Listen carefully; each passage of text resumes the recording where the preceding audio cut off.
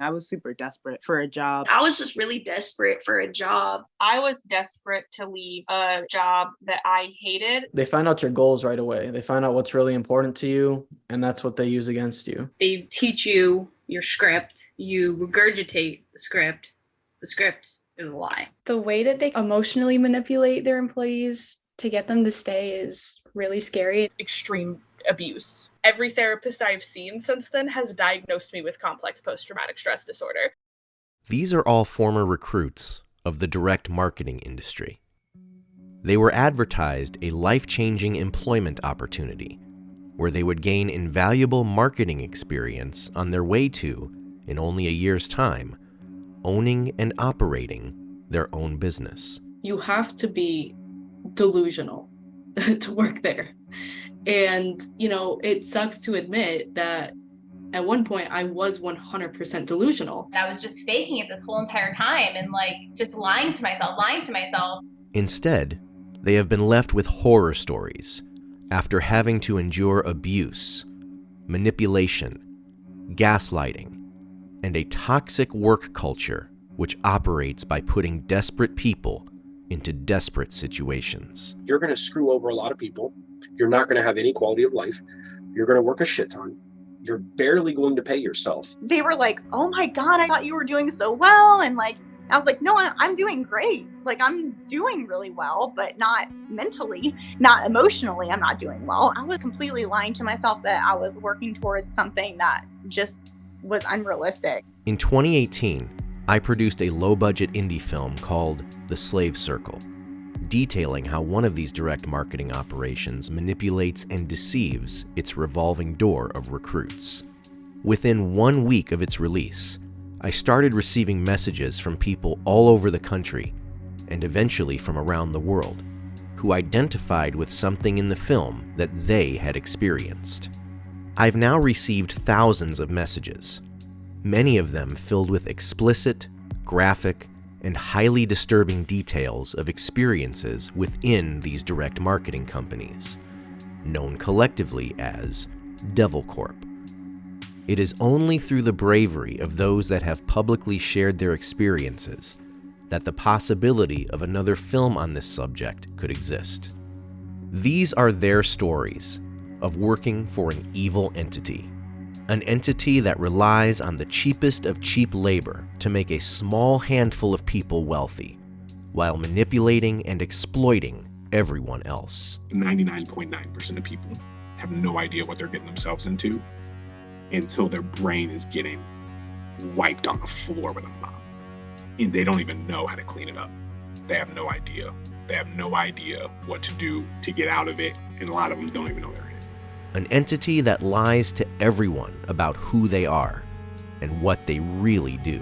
There is a very strong financial reason for them to lie to you, manipulate you, and keep you in the business as long as possible. You may have to sacrifice everything you have and every relationship you know for the less than 1% chance that you will become incredibly rich and successful in Devilcorp, a business built on desperation and deception. How much are you going to sacrifice and what price are you going to pay to buy a dream? Because whatever price you're willing to pay is the price that they're willing to take from you.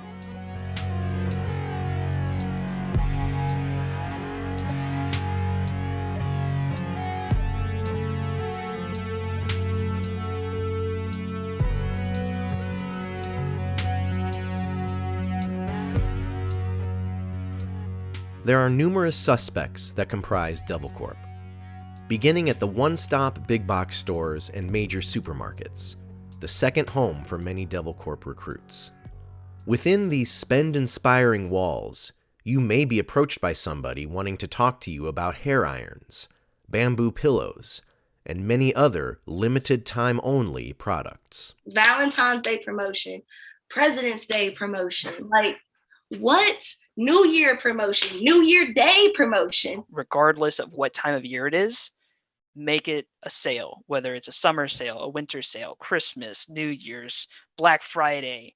4th of July, pre-4th of July, post-4th of July, leftover sale. You may hear an announcement about a free gift giveaway and subsequently find yourself watching a product demonstration, likely with dozens of other unsuspecting shoppers, before being hit with an infomercial-style sales pitch.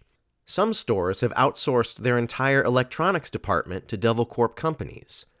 If you get approached by somebody wanting to upgrade your cell phone or change cell phone providers, or asking about your television provider, you are at the mercy of a Devilcorp salesperson. Right outside of Dollar Generals, dollar stores, Walmarts, if we could get them, because Walmarts were really high foot traffic, though oftentimes we would get kicked out of those. By the time we build this package, it's minimum $150, you know, and that's for basic everything, you know, so it's not affordable. I was selling the stuff and I only had internet, you know, so no, I'm lying to people saying, oh yeah, I have this package, I ain't got no package. Aside from the solicitors inside stores, there are plenty more that will come right to your door. So you would have the business to business in the morning, and then you have the door-to-door people right after, so everybody did something different.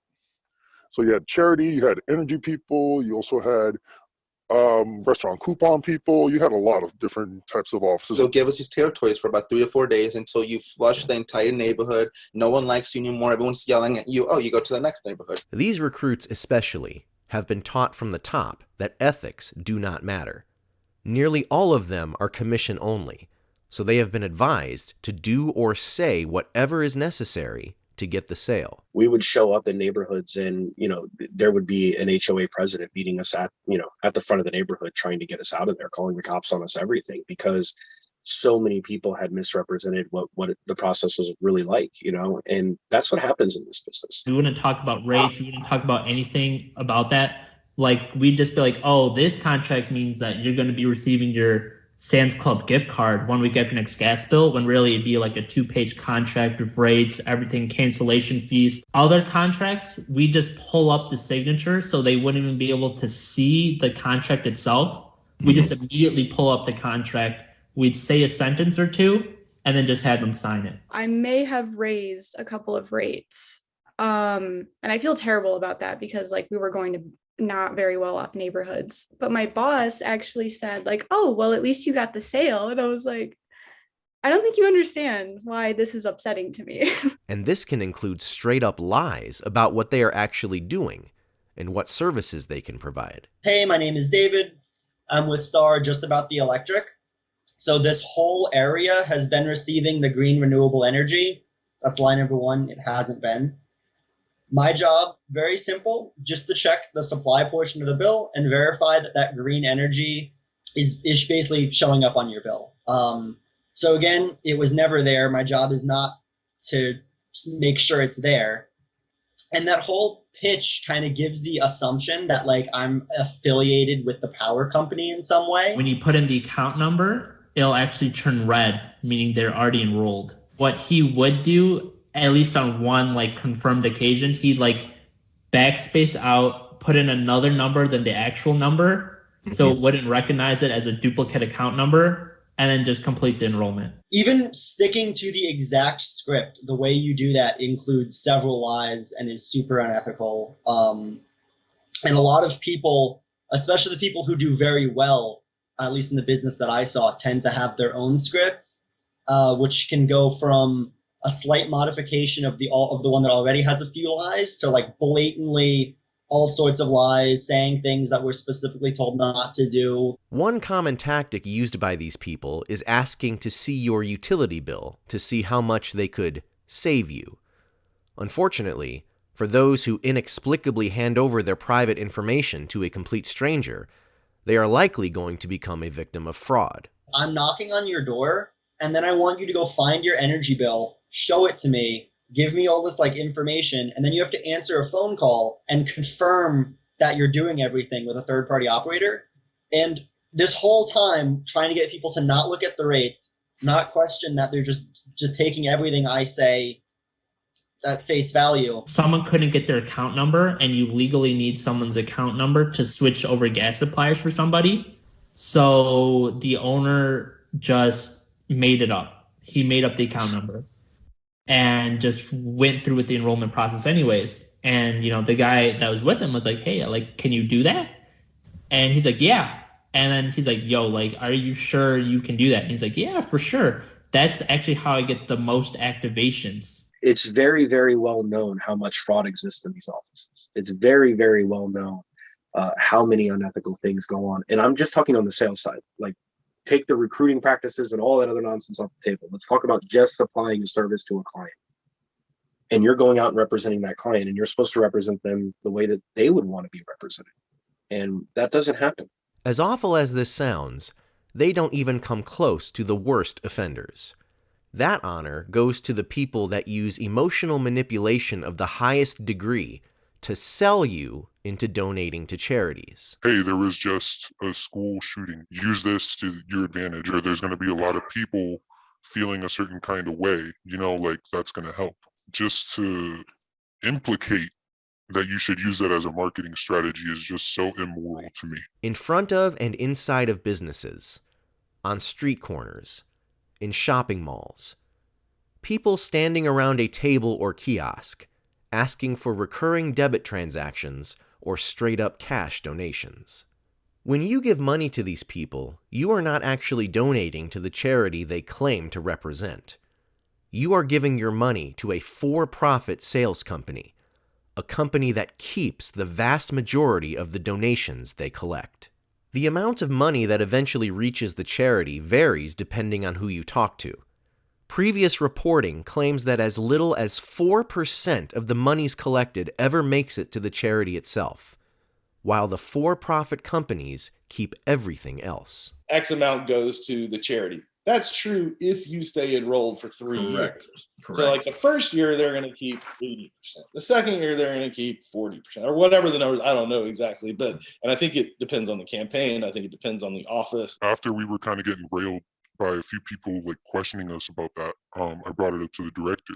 What he tells me is 100% goes to the charity we're working with, and then they pay us 60% of that money. However much we raise that day, they pay us back 60%. The reason Devilcorp companies exist in the first place is due to the massive global corporations that use them. They rely on Devilcorp's network of direct marketing companies to recruit an endless number of poorly paid entry-level employees to advertise their services and increase customer signups. Contracts exist that require Devilcorp's parent companies to staff recruits daily at big box stores across the United States. These same entities have additional contracts with Devilcorp that send numerous unfortunate souls door to door on their behalf, in all kinds of neighborhoods, environments, and weather conditions. It was like 20 degrees outside. We're wearing full suits, freezing. Trudging through like 3 feet of snow, like knocking on people's doors in the middle of a snowstorm, asking if I could see their gas bill. The fact that we were doing it while COVID was still happening. People were yelling at us because they didn't want to interact with us. Essentially, you're arguing with people all day, and it's mentally taxing because you're not getting really any reward from it. You're not getting any benefit from it. Getting doors slammed in our face. It was just like a really dehumanizing experience. Instead of employing these salespeople themselves, it's much more economical to outsource sales to third-party companies that pay minimum wage or commission only, offer no benefits, retirement accounts, or paid time off, and have no problem working recruits 60 to 80 hours a week with no overtime pay. We had reps from Verizon come into our office, so it seemed more legit than what it was. So we weren't really as worried as much as people from charity or energy. Big box and grocery stores benefit from Devilcorp as well. For every sale made, about 20% goes to the store. You are not allowed to cancel a Costco show. Many legitimate charities hire Devilcorp companies to increase the number of people soliciting donations. You would think these contracts would remain in place for only as long as that charity somehow benefits from hiring essentially free labor to collect donations, despite only receiving a minuscule portion of those funds. Advertising and promotion is the second largest expense. The ASPCA spent $14 million just on advertising and promotion through these marketing companies. In at least one case, hiring Devilcorp companies actually caused that charity to lose money. In other words, the charity benefited less from hiring third-party solicitors than if they had never hired anybody at all. They collect over $1 million a week. All these marketing firms, like throughout the states, they collect over $1 million a week. That's insane. So you're telling me that even if the charity really were to receive 40%, they still can't afford to send out what they say they're sending out? Like we're saying we're matching these donations with, backpacks or kits to homeless shelters or pads to women's shelters. Like we're made to say these things. But with all the money that we're receiving, I'm not seeing any of these really go out as often as they're supposed to. It's not about providing good to the client, right? They don't care. They really don't care. I could tell you some absolutely horrendous stories of direct owners. I'm not even talking about people coming to the field in leadership. These are people that are running offices for Verizon, Inspire, Frontier, Home Depot. And the things that were being done were so far removed from being in the world of ethics and just operating with any kind of integrity whatsoever. And those things are okay. Sure, you're going to get called out on it in a national call, right? You might have a senior VP or somebody go like, hey, this knucklehead over here did this. Obviously, we can't do that. It's lip service. It's complete lip service. To staff enough salespeople to fulfill their contracts, Devilcorp companies need people, and they must continue hiring them nonstop. An ideal person is supposed to book 20 people by 10 a.m., which I have never done that before, and like 35 people by like the end of the day, like every day. I couldn't really comprehend like why every day I had to do this. I was like, you really want to recruit every day? Like you're constantly recruiting? I have never heard of a business like that. Devilcorp job ads are plastered all over every job recruiting website, filled with vague job descriptions and meaningless buzzwords meant to attract ambitious and desperate job seekers. Were you looking for strictly a sales position, or is training and development something you're excited about? And I'm always supposed to ask these open-ended questions. If I said to you, were you strictly looking for sales, or is training and development something that you're excited about? Like, you're obviously going to be like, oh, no, like training and development. Yeah. Like, let's go. These listings advertise positions with dozens of different names, yet they all end up doing the same thing. I did not apply for sales. I did not apply, certainly not to be an owner of a business. I think I applied for like HR or PR. They're putting an ad out and they're saying that you're coming in for a sports PR position, or you're coming in for this position, that position, full well damn knowing that not a single person applying to that position is actually going to do that. Devilcorp's ability to lure countless numbers of people into the business is due largely to making every part of the process, from the language used in the job ad, to the physical appearance of the office, to what is discussed and not discussed during interviews, to the specific words used by each office's employees when speaking to potential recruits, is scripted. They have such like weaponized misinformation campaign that goes on from the moment you see the job ad until the moment you walk away from them. They literally hand you a script, from the systems to the pitch to the interview. Everything is scripted. This is how long the script is, but it's literally a script. My hiring manager was planning on wrapping up the interview process today, but due to a higher number of qualified applicants applying, they have decided to extend out the interview process here. That's something I honestly, I've never followed, just because I don't like lying, really. They had an admin. I could hear them having a meeting in the room behind me before I could even come in. After being an owner myself, I realized all of that is very staged. You schedule for people to come into interviews right at the end of your meeting so that they hear it, so that there's action, so that there's movement. They make the job sound appealing to every person they talk to by tailoring what they say to each specific interviewee, even if they completely make it up. Growth, a challenge, more of a team setting, stability, interaction with people, career, not just a job. something different. So there's a way for me to twist it into almost each thing. I had never heard of anybody in recruiting making 75 phone calls in one day, or memorizing a script and lying to people on the phone about the job. I've never been to an interview that made me feel like I had to be impulsive. And they prey on that. One thing Devilcorp emphasizes is that every person's opportunity for growth is equal. Everybody who gets hired is brought in at the entry level and is told they must all progress through the same levels of the management training program, culminating in a grand promotion to management and becoming owner of your own marketing company. For the second round interview, all my manager wrote on the 4 boxes. He wrote entry level, $400 to $600 a week. Team leader was like $800 to $1,000 a week. Assistant manager was $1,000 a week, and then ownership was like $150K plus. The further you advance through the Devilcorp management training program, the greater commitment you are expected to dedicate to the opportunity. They really want you to spend as much time with them as possible. Be at the office for a leaders meeting at 7:30. If you have a one-on-one, you're probably there at 6:30, 6:45. My day was probably 9 to 10 o'clock, 11 o'clock if I had to have a critical conversation. If you didn't hit your quota, if you didn't ring bell in the field, you had the opportunity to go out after that to make sure that you hit those goals. 8:30 at night was when we were supposed to stop knocking on doors. If you weren't on the bell by then, you were expected to work until 9:30, which is when the verification service shut down. It would be like 1 or 2 o'clock in the morning that I was getting home.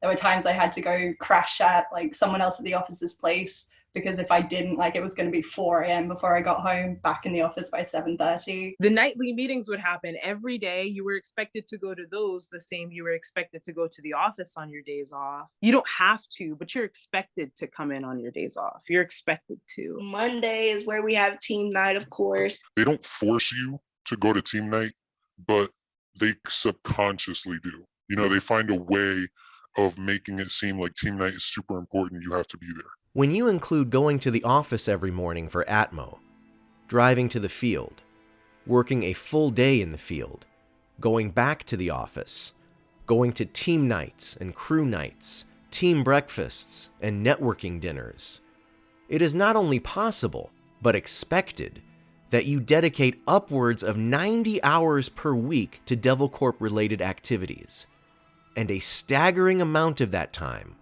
is unpaid. We were driving like 2-3 hours away every day. Going to team nights, networking, one-on-ones. 75 to 85 hours every week. I was still probably putting out like 75 to 80 hours in the field every week. The rationale is, if you want to own your own business, you must put in the effort and the hours, even if you're not making any money.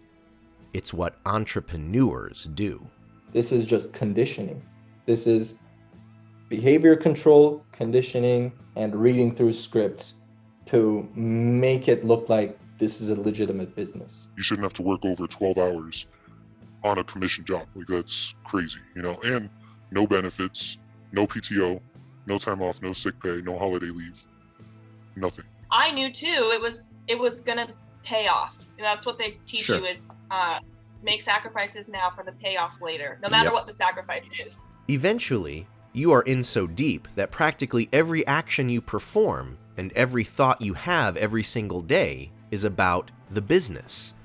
You may also find that you have no money. I remember one day being in a parking lot of a Burger King, looking at my bank account with $5 in it, figuring out if I could either get gas or if I should get food from Burger King. I think I chose gas, I don't remember, but that's the position that it puts you in. One day I spent like my last $3 on a Coke and fries from McDonald's on my break. Joe, how was your day? I was like, oh, I didn't get any sales. And they were like, oh no, it's okay, Joe. Tomorrow your LOAs are gonna hit. Don't worry. I'm just like, cool. My car payment's still behind. So how is that gonna help? And I looked at my account, and my account was negative $3. You know, like, my account was literally negative $3. And I kid you not, this girl literally asked me at that exact moment. She goes, "So are you like financially stable?" I was like, "Yes, of course." Meanwhile, I couldn't even buy lunch that day. But if you start to raise legitimate questions about not having any money, not having any free time, or the hundreds of hours you're working each week, you will likely be on the receiving end of a critical conversation about how you are being negative, are not dedicated enough, and are not serious about the opportunity. They constantly present everything as like an opportunity for you, but it's not an opportunity. It's just more ways that they can take advantage of you. I wasn't going to go to a team night one night and was like manipulated. I was told, that's fine, you don't have to go to the team night, but you're just not going to get opportunity. So I was basically told, like, if I don't go and drink with my coworkers, I'm going to not move forward in my goals. It's almost like social bullying in a way. Like, if you decide to not go, they're going to start favoring those people that do go in your face to kind of make you seem like you're not as important, or maybe you're not as into growth and development or whatever it is as those other individuals that are going are. If you question things, you're going to get ostracized. I promise you. I questioned everything, and most of my questions were met with obsternation. You know, they were not met with acceptance. They were met with, "Why are you asking that? You know, what is that? Why is that important?" They want sharp people, but then once these sharp people start to do what sharp people do and think, then they're like, "Oh, no, they don't need to be doing that." When you're in it, you're told not to question it. You're told to just trust it. And that's the way that if it was something to trust, they wouldn't have to tell you that. They have an answer for everything. And if they don't have an answer for it, either they'll get back to you, or how could you ask that question? Like, you're in the wrong for even asking. Be real with me. Are you just selling me a dream? And that's when he started to kind of flip it and become the victim. And he was like, why would you say that to me? I've sent you on all these amazing trips, and I was actually going to send you to Nashville next week. Like, why don't you trust me? And I was like, oh my God, you're right. You have sent me on all these trips, and you're going to send me on another one. Like, I'm so sorry. But I always kept that in the back of my mind. That's when the mind control happens. That's when the emotional connections are built so that you will give them your money on the back end to be a business owner. It is a MLM, and it is a pyramid scheme that takes the money later on. Devilcorp companies advertise business ownership as the prize at the end of the management training program. Once you have fulfilled enough requirements, essentially selling your soul to Devilcorp, your owner may decide that it's time for you to open your own office. It wasn't, this is what this is, these are your responsibilities, this is what happens. It was definitely sign here, date here, sign here, date here, put your initials here. Congratulations, you're a business owner. According to the Devilcorp opportunity meetings, this is where your life will change. You will become an entrepreneur, and you will run your own business. It's like we're selling a dream. Like we're not really selling the product that much, I guess, but what we're selling every single day is the big picture. I was always asking my owner, I'm like, hey, where do you go? Like when we leave, he's like, oh, I don't know. I might go home. I might go to the mall. I'm an owner. I run my own business. I can do whatever I want. Unfortunately, there are numerous things they never tell you during their management training program that make the reality of ownership completely different from anything they sell you in their opportunity meetings. In other words, everything you've been told is a lie. No one told me like, oh, you actually won't make a lot of money your first year. Like, that's not what was promoted to me when I signed up for this, right? So it was like, you go through this training. After this training, you own your own business and you make $75,000 to $100,000 a year. I was like, okay, I'll do whatever it took. I paid rent for an office space. The lease was in my name. Once you get to ownership, you've kind of arrived, right? Like you at least have staked your claim, you know, and put your flag in the ground, and now you have some ground to defend. When that really is not the case at all. I had a C Corp license. I got to name the business. I had employees. You're going to be running an organization for somebody else. and you're going to be really cowtailing what that direction is coming from upper leadership. It felt like I was a business owner, but Smart Circle and my regional owned my business. I didn't own it. The first lie is, upon reaching ownership, you will no longer go to the field. Instead, you will be able to run the morning meeting, do interviews, and call it a day. You will be able to kick your feet up in your office and enjoy as much free time as you like. Me and the other assistant manager who got promoted like probably 2 months before me, he's like, all right, let's go to the field. I'm like, to do what? Like, I thought we'd just hang out here, maybe do some interviews, watch TV, wait for the guys to come back. He's like, no, like, we got to go to the field. Like, we're the best ones. I'm like, I thought we didn't have to anymore, but not the case. You're telling people in an interview, once you get to ownership, you don't have to do this anymore. Please get to the field. This is the most important part. You got to suck and struggle through the field. So once you get to ownership, you don't have to deal with this anymore, right? And now you get to ownership, and the only way you're going to get a paycheck is if you go to the field. This whole time now for time later thing they teach you, it's like, whose definition of later? Because you go through the field and it's give your time now in the field and you can have your time later when you're an owner. And yet, what is it that they teach you your first year of ownership? Is be in the field every day with your guys. Always be training your guys. Get in the field, get in the field, get in the field. Well, what is it that you just told me in the field where once I graduate that and I get into ownership, I don't have to do that shit anymore? So it's this roundabout circle of no exit. You can't get out of it. You're always going to be in the field. In fact, owners going to the field is not only normalized in Devilcorp, but expected. Especially as rookie managers, there's none of you that aren't in the field. I'm not even going to ask who's not in the field, because that would be impossible if you're a new owner to not be in the field. Although you supposedly own your own business, somebody else gets to tell you how much time you need to dedicate to it. Whatever hobbies you have or passions you have, you're not going to be doing those because you have no time to do them. I only took off 2 days the entire year I was an owner. And guess what? I got raked over the coals for it. What do you mean you're taking off on a Tuesday afternoon, to go to your, little brother's soccer game? Like, you can't do that. What do you mean? Why can't I do that? Like, it's my business. I was like, are you going to go home? And she said, no, like, I just want a day of no stress, no work, no nothing. And going home would be a little bit stressful. And I was like, oh, okay. And she was like, this is my first day off in a year. You are expected to sacrifice any and all free time and drop any other plans for the sake of your business. Birthdays, graduations, weddings, like of close people, funerals, and personal time, like my like mid-20s, you know what I mean? It was like when you should be enjoying your life and figuring out what you want to do. Time with your family. You miss time with your friends. You miss one-in-a-lifetime opportunities of your best friend getting married or a funeral or whatever it is. They always say, miss one wedding now and you'll never miss another wedding. But it's like they get to prioritize whose wedding you get to miss and which funeral you can't attend. I challenge anybody who goes into an interview to one of these offices to ask that owner, when they're in the interview, when was the last time you went to the dentist? When was the last time you went to a doctor? They won't answer you because they haven't been.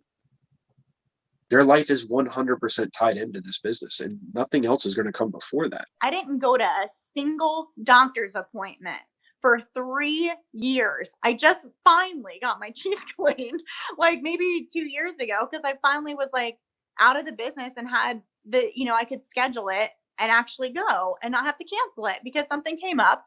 Like, I hadn't done anything preventative for my health care, nothing, in like 3 years because there was always something that came up that I had to cancel. The second lie is, upon reaching ownership, you will make at least $75,000 a year and easily get into six figures. There is no one that I know of, and I've kept in touch with a lot of people who have left the business, and there's no one that I know of who made nearly that. I think the highest even personally that I ever heard of a rookie owner making in their first year was maybe $50K. An average owner does not make $75,000. They just find an average owner who paid themselves $75,000.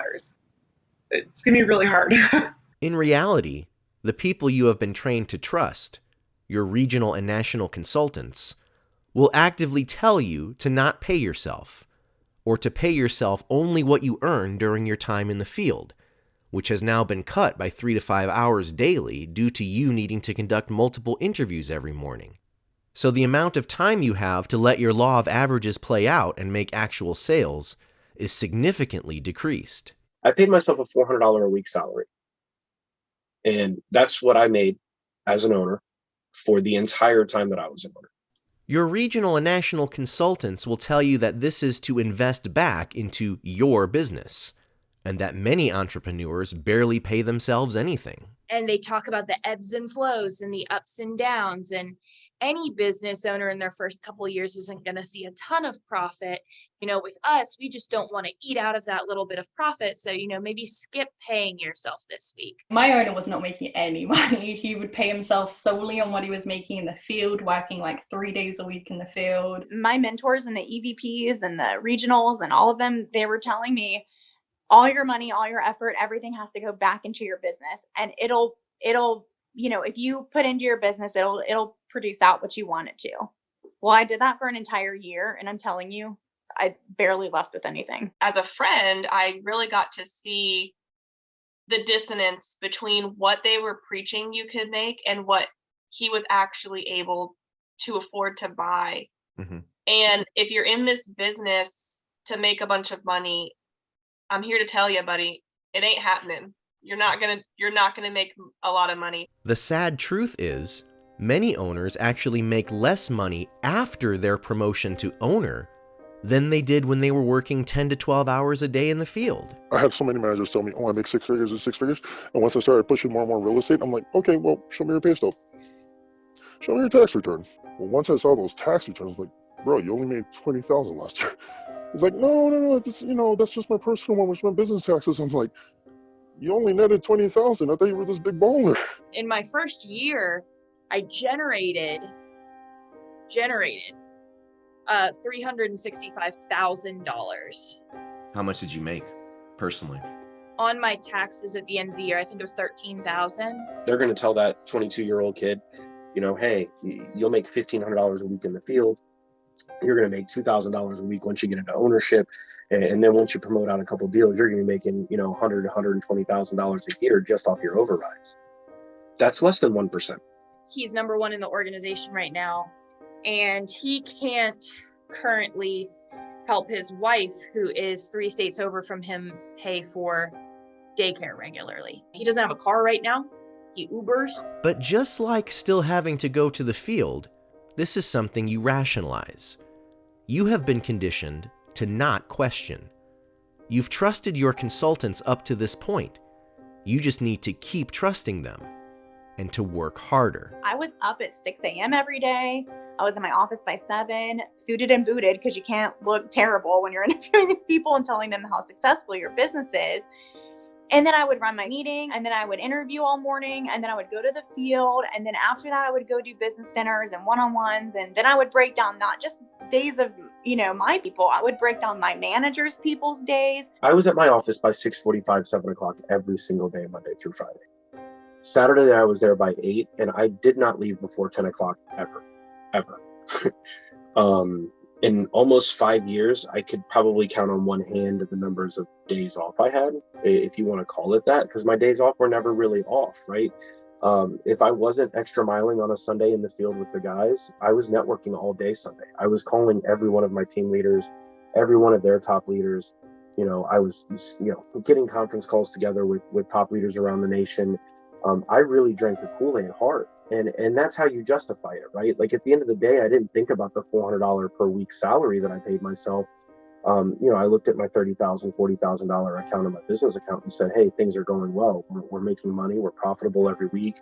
3 years down the road, 5 years down the road, when I have 3, 5, 7 legitimate promoted out owners, things are going to be okay. The idea of future wealth and success is good enough, and you don't recognize that you have been lied to about 2 major aspects of ownership. Stick with it, and I promise you'll get this. And you get to that point and they're like, just kidding, keep going. And then I promise you, you'll get it. And then you go to that next checkpoint. No, keep going. You're so close. And there's no finish line in sight. All the manipulation and the lies and telling myself that I was like believing what I was saying, but I didn't really live it. You know, it was like, you can do all of this and you can have all this. And I was like, yes, you can. I will have. But it was like I never did have. I just thought that it was something that I needed to continue to work towards. But I believed it. Oh, I believed it, Alex. I believed it with all my heart. You're like, no, I'm just not doing it right. Like all these other owners are doing it right. I'm just not. Like, what do I need to do to be better? I need to work more. I need to go out in the field. I need to train these people. There's no money. There's no free time. I'm sorry to tell you that, but there's just not. And I've worked my ass off. I've done everything that I possibly mentally and physically could try to do to get myself to that position. And then my mentors, all they can tell me is keep going, keep doing it. Despite being told you would be making at least $75,000 at this point, you were actually living near the poverty line. You are literally hungry and you're getting notifications in your email from the local power company that you've got this many days until your power's cut off. You have to survive in any way you can. So you use your business card to pay for those things. And when you do, that is turned around against you as you are a frivolous spender who can't sacrifice. Many people in my organization have been told directly by my regional, just get a pack of noodles. The owner would come in every morning and talk and give this big speech and da-da-da-da. And meanwhile, he doesn't have a car. He's sharing a car with an employee that he lives with. So he has to, pretend like he's this thing. He has to pretend and sell the dream. Meanwhile, he got no car and he has to go out to the field after everybody leaves the office because he can't go with everybody. Otherwise, the whole thing would come apart. The most egregious lie of all is Devilcorp's use of the word entrepreneur, convincing recruits that completing the management training program results in you owning your own business. Oh, it's your own business. You can run it how you want. If you don't want to do it this way, then you can try it a different way, but I know what's best for you, so I'm going to tell you to do it this way. Hopefully you follow what I say. If you're a business owner, you're the top of the chain. There's nobody above you to consult you or anything. Yeah. So that really didn't make a whole lot of sense to me. Nothing about Devilcorp is entrepreneurship. As a business owner, you have absolutely no freedom to make any decisions about your business. Your promoting owner and regional and national consultants will tell you what you can and can't do. You being told that you're a business owner is actually you signing a contract saying, we don't have to pay you for you doing all of this work for us. P.S. Love you, Smart Circle. I got reprimanded for putting myself in a Holiday Inn instead of staying at an extended stay. As an owner, it might have been like an extra $40 a night or something, but I got reprimanded for it because that was a bad look on her reps to expect that. You have no control over where you open your office. He wanted to open up his office in Austin, Texas, and that is all he talked about, Austin. And he did research on Austin nightlife, and I was like, well, he's going to Austin. That's what's going to happen. And literally, like the day after he got promoted, all of a sudden it became Baltimore, Maryland.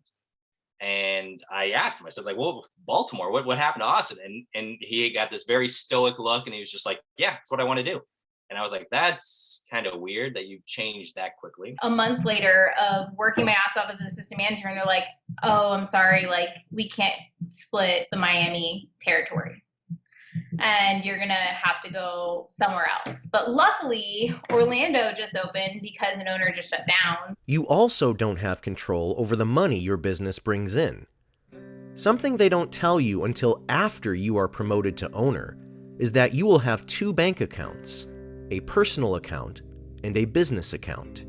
And your Devilcorp parent company has access to and controls both of them. Definitely, there are 2 accounts and they have complete control over them because, again, you sign that you're going to let them, quote unquote, assist you and guide you in your finances. They'll pay all your bills for you.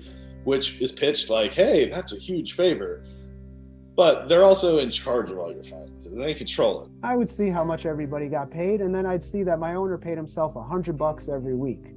And I'm like, what? $100 every week? Like, what's up with that? And then I spoke to him about it. He's like, yeah, no, all my money is in my business account. I'm like, well, how do you take that out? He's like, yeah, let's go get lunch. He was like, yeah, the guy who's over my financials and stuff like that with Smart Circle, his name is David. He has my online mobile banking app credentials, like his password and username for his online banking account. And I said, Dylan, do you hear yourself? He was like, what? I was like, if he has access to your online banking credentials, he can do stuff to your account. He was like, nah, he can't touch it. I said, Dylan, if I can go into your account right now, I can do something with it. He was like, nah, they can just look at it. They're going to coach you that you only need to do your break even, right? So if your break even is $500 a week, then that's what you should pay yourself out of your business, and you should go to the field to generate that $500. The rest of your money should be going only to your business account, and you should leave it there. And you should grow that, accumulate that. Whenever you hear promotion about owners having money saved up, it's in their business account. It is not in their personal account. You will get awards. So those people that are holding all those awards are the people that have 50 grand or 25 grand or whatever it is, like in their holdings. So it's not technically, possession is 9/10 of the law. You know, it's not technically your money. If you have, you know, like 10 grand in your bank account and you have 25 grand in this bank account, well, you can't pull out that money. Something else never mentioned in opportunity meetings are all the extra fees owners are required to pay once they reach ownership. When they break down the business to you, they tell you the overhead is the rent and the supplies in the office. They don't tell you about HerbJoy. There's a company called HerbJoy and Aguiano Consultants. That payroll interface is owned by Smart Circle. They specialize in our business. And those people would run calls with me every 2 weeks with my manager and then his manager. eStream is the interface that you use as an owner to see your sales, to see different things. This was created by someone who actually works for the Smart Circle company itself. You basically are signing to say that you'll use Smart Circle's attorney, their accountants, their social media people. You basically use all of what they call their resources, because these people already understand our business. Although you are told you are the business owner, you have no control over who you can choose to perform these services. Even if a different party might save you and your business a substantial amount of money. My parents begged me to use our family tax guy. They were like, what are you talking about? It's your small business. Use our business guy. Why are you paying them $100 a week to do your taxes? And you also can't answer questions for us about these people or things that are going on. Some Devilcorp consultants have found multiple ways to milk maximum money out of new Devilcorp owners. Some have purchased business property and require new owners to lease office space in their buildings. If you then Google that address, it is the same address as the offices of these companies. And after I found this information, I actually did approach some of the managers and asked who owns our building in London. And it was another guy who was a regional consultant. Other Devilcorp consultants have created their own recruiting firms and are charging ridiculous fees to do something that you could hire someone else to do for a fraction of the cost. And it's all being made by that owner's wife. So all those people are having to pay like $65 to that owner's wife potentially a week to post memes, $65 or whatever to like be a hub manager, whatever the fee is, you know what I mean? Mm-hmm. So there's all these ways that like, yeah, you just convince these people to pump their money back into your system. I was paying my recruiting firm $75,000 a year. For anyone who doesn't understand like Smart Circle or how it works, there is no it's one person. It's one person who got an LLC. It was just her. Like I was just paying her these thousands of dollars. If you are supposedly the business owner, why don't you just say no to all of these extra expenses? it's like forced out of the account. Like you said, you're forced to use it. And it's like, what if I want to do my own recruiting, or what if I want to write my own ads? And then it's like, ooh, you're going against the system. They're telling me how I should be spending my money, where I should be putting it. And when I didn't want to do that anymore, then they would be coming to my office, and then they would be like blowing us up on phone calls and saying like, oh, this person isn't doing this and that and this and that. This is what I noticed. And you could tell that it was about you, but it's because you're not listening to them of how you want to allocate your money. And it's your money, but they want to manipulate you how you need to spend it. And if you don't do that, then you're going to be treated like crap. And at any time, for any reason, your business can be shut down. You're not going to have a choice. We are going to shut you down on Monday, and you are going to come to Ken or AJ's office, and this is what's going to happen, right? And that was the verbiage that was used. Now, if you're a business owner and you own your own business, how could anybody ever tell you that? And it really didn't make sense that they were able to take everything from her and shut it down entirely, because effectively she was the business owner. It was her job to do all of that. It was her job to see, okay, we're not making a profit. This doesn't make sense anymore. So how could somebody else go in and shut her down like that? You don't run your own business at all. They can shut you down whenever. If your business does get shut down, you have two options. The first is to go on a retrain. Your promoting owner shuts down your office and then sends you wherever they feel like, and you go back to level 1 of the management training program to learn the business all over again. So they chose to put their business on hold and shadow one of the best in the business, and oh my gosh, they learned so much, and look at them now, and they become this success story for Smart Circle, when in reality they weren't making Smart Circle money, so Smart Circle shut them down. And they're living on another owner's couch, literally, or on an air mattress, in a living room, whatever the case may be. And they've got to hope that they can rebuild a crew fast enough, and that they can make enough money in the field that they can move into their own place. Every single one of those owners that I know has had to close their business and open up under a different name or different location or start from scratch. Technically, I have two owners in my office. One's basically on a retrain, but I don't think they want to tell anybody that. They always promote that you can't fire yourself, right? They always promote, I don't know if you saw those in your opportunity meetings too, but if you're an entrepreneur, you can never fire yourself. No, you can get fired in Smart Circle. A retrain is being terminated. Their whole entire life is upheaved, and they're probably not going to make it out of the retrain, to be honest. I would tell you most owners I saw on retrains, they didn't make it more than a month or two. Your second option as a failed owner is to just cut your losses and quit. If you do this, don't expect to receive the money you have accumulated in your business bank account. Even though it's your business and your name is on the account, your business's money belongs to your parent company. And my owner told me, he's like, yeah, I took 60 grand out of the business and they gave him hell for it. Because it's not his money, it's Smart Circle's money. What do you mean you had to call your hub manager to see if you could take out 60,000 of your own dollars? He's like, well, that's just how it works. When people would call me, I'd ask them, before I told them why I left, I was like, why do you want to stay? Why do you want to be an owner? And they said, money, free time. I was like, well, guess what?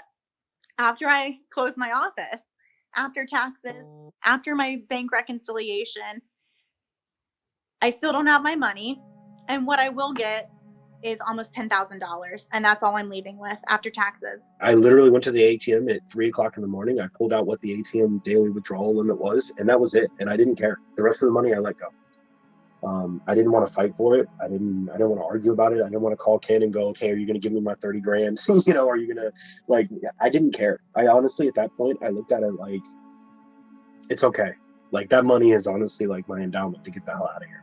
The business that advertised the opportunity of a lifetime, the prestige and freedom of owning your own business, a 6-figure income in a year's time, potentially unlimited residual income through your outside deals, and all the freedom you could ever want, has forced every last drop of value out of you and left you with absolutely nothing. And you don't get unemployment.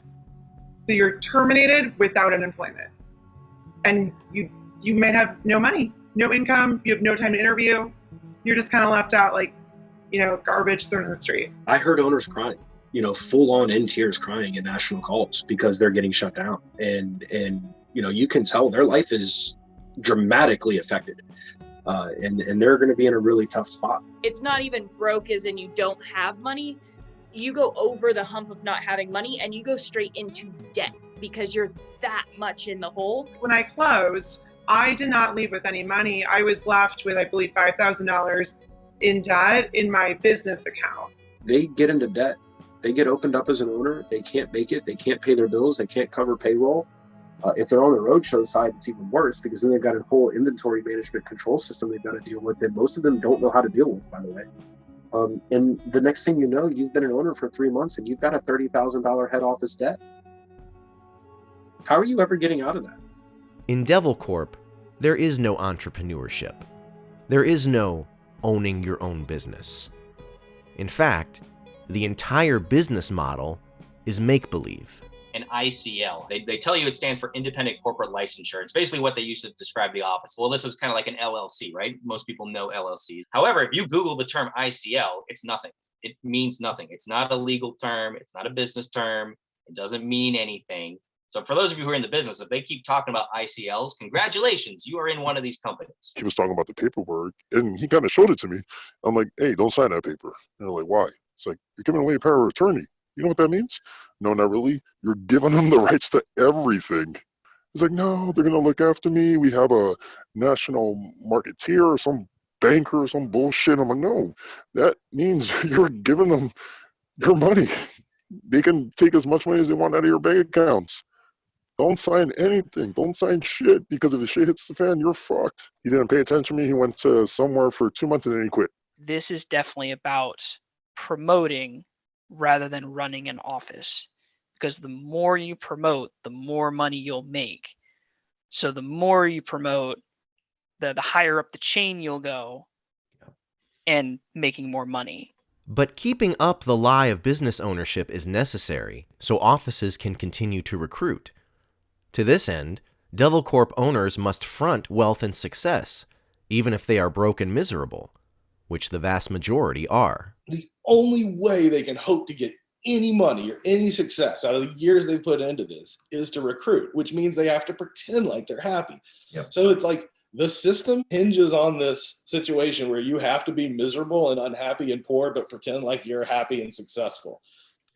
Well, so they're telling you have to live a lie. Well, if there's no difference between sales and life, and your life is sales, then sell yourself the lie. You see your owner put on this front, which of course they teach you to do, of dress nice, have yourself put together, boast about what your successes are, because you want to show your new guys this perfection that they want to become. He would flaunt his weekly checks at us, like, oh, you guys made this much? Well, I actually make 1.5 times whatever you make, and this is how big my check is. And we're just like, if you say so, because I know you live with 2 other guys. He asked me for gas money. He used to steal out of the Walmart we were working. Like one time he just told me, hey man, hold this bag and come walk with me. And I walked to the parking lot in his car. And he's just pulling out steaks and ribs, just raw meat. I know the other day she was crying and she tried to hide it, but she comes to me for just support in general, and I'm always I'm always telling her to eat. I'm always telling her to go home. They're probably carpooling with their leaders. They're probably carpooling or taking public transportation to get in and out of their offices. They don't have money. All of their money is tied up into a pseudo business account. And by the way, that money is probably not very much either. I would tell you most owners that I know of did not have money in their business account. Their business was operating on a paycheck to paycheck basis. They were waiting on their direct deposit every single week. They would pay their payroll, and then they would hope that they could scrape together enough to pay themselves a paycheck. As crucial as the fronting of wealth and success is, it is only possible to a certain degree. Since owners don't make any money, at least nowhere near the 6 figures they were promised, the success they are able to show is limited. You can sometimes tell just by the way they present themselves. The same suit they've been wearing for the whole entire week, maybe they have 1 or 2 pairs. The debit card all fucking beat up. I'm like, what? You make 6 figures. How come you're not carrying an Amex card? We get in the apartment, which is beautiful, but there's like 5 people living in it. I'm like, wait, the CEO lives here? He's like, yeah, he lives here, I live here, and then 3 other coworkers live here. I'm like, what is going on here? He was always talking about, once I get into management, I've got the money, I'm going to get a Tesla. And he had a pretty old car at the time, so he figured I'll just trade it in. And I was like, okay, he's getting the Tesla. That's what's going to happen. Here he comes. He gets a Tesla. And he came back with, I don't even know, but it was like a used, 2010 Honda Civic or something like that. He bought himself a new car. It was a used like 2015 Nissan. I'm like, you're an owner. Why don't you go buy a Ferrari, whatever it is? Like, it just, none of that stuff happens. They talk about it, but it doesn't happen because they don't really have the money. It's all smoke and mirrors. Since you are lied to at every level of Devilcorp, it makes complete sense to believe that even regional and national consultants, the unbelievably rich and successful, the white rabbits you should always be chasing, are also not living the lives they constantly sell to everyone in the business. And it should come as no surprise that you'd be right. I would be so interested to see the W-2s of the consultants, the cream of the crop. You want to get them on your Zoom calls. Some of them didn't even want to give up their taxes. I guess they were so embarrassed. Some of them was organizational consultants, the higher up. And when I saw them, like 50,000. I'm like, no wonder you guys live with all 5, 6 people in one house. There was a regional VP that I did my assistant management training with, and straight up told me that she pays herself $40,000 a year. A regional VP. She really held on to the fact that she was able to buy a $4,000 bed and not wink an eye at it. And I was like, you know what? Good for you. It looked like a fake Rolex. It could have been real, but I think it looked fake. Like one of those knockoff ones that you would find at the mall or something. She flaunts her Louis Vuittons and flaunts her 2 pieces of Chanel jewelry, and everyone thinks that she is something that she isn't. They had just gotten married, and she's constantly traveling and never sees him, and he asked to like come visit like after we left, and she's like, you can't because I have all these conference calls and all this stuff. And I was just like, what kind of life are these people living? Like at what cost are you rich? And to me, I think that like changed my mentality about what rich meant. And then I thought about the fact that Ken is at his office at 9:30, 10 o'clock at night, and he's a national consultant. Now a senior vice president, still at his office 9:30, 10 o'clock at night. Do you think Bill Gates lives that life? Do you think that Jeff Bezos lives that life? Like, and that's what they sell you, right? They sell you that entrepreneurs go through this type of struggle. And they're right. I absolutely struggled like that in other businesses I ran and in the one I'm in right now. The difference is there was a payoff, right? Like that time and that investment and that sacrifice eventually got to something.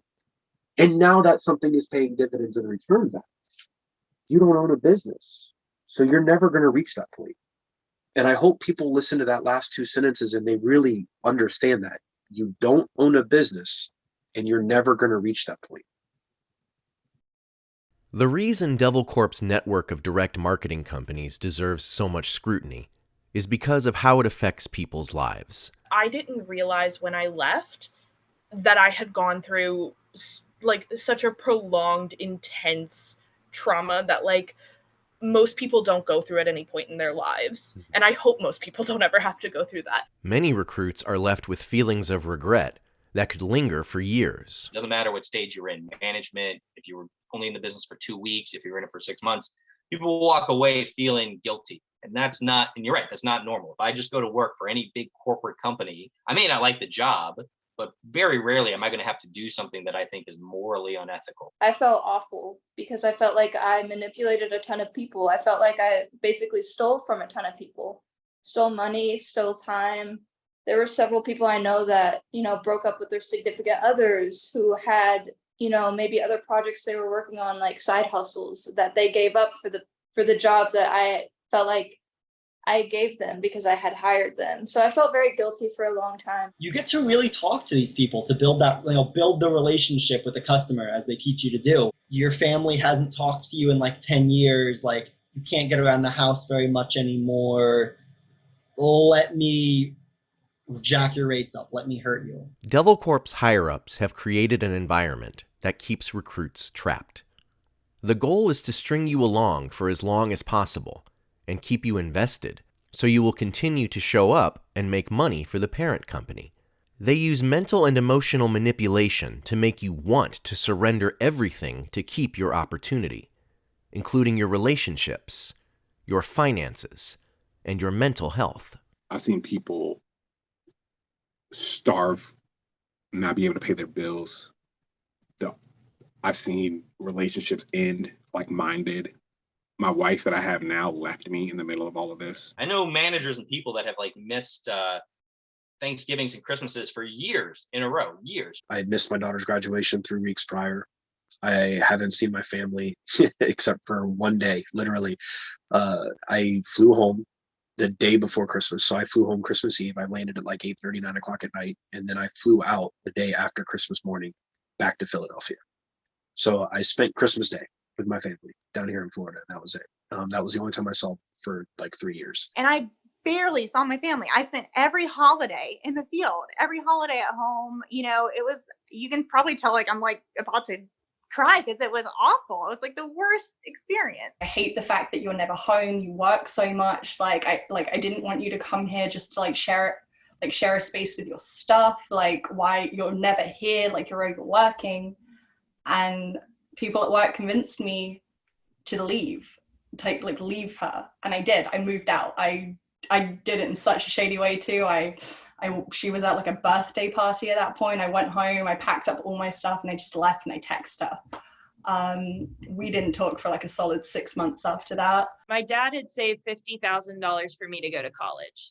And when I got my directorship, my ownership, I told him this is what I was going to do as a career. I'll tell you now that $50,000 is gone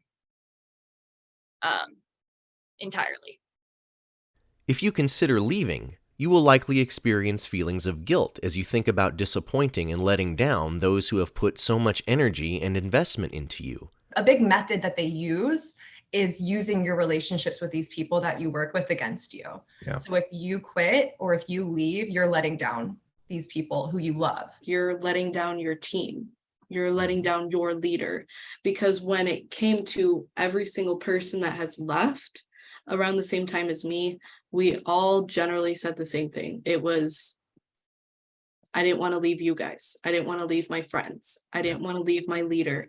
I wanted to see my leader get promoted. I was trying to stay there to help them get promoted. It's always an emotional tie that keeps people there. You will think about how much time and effort you have invested into this opportunity, and fear you will lose everything and have to start back at square one if you decide to quit. I was still too bought in. I still felt like I invested too much to kind of let it go. So even though I kind of had those kind of like moments that, oh, I'm sort of kind of realizing what's happening here, I wasn't ready to accept it. So I let them kind of talk me back into staying for like another 10 months. Besides, you've been conditioned to believe that Devilcorp is the only pathway to achieving your goals and happiness. You're stuck. A lot of what will keep you there is the fear of like, you're not going to find a better opportunity. You're not going to find a better paycheck, a better environment. When the reality is almost any job is better. Every time I would try to leave, they would kind of like throw my personal goals in my face and be like, oh, you're not going to be able to achieve this working at like another restaurant or another like retail store. Megan said she wanted to move to San Diego one day, and he was like, well, if you leave, you're never going to have the opportunity to move to San Diego.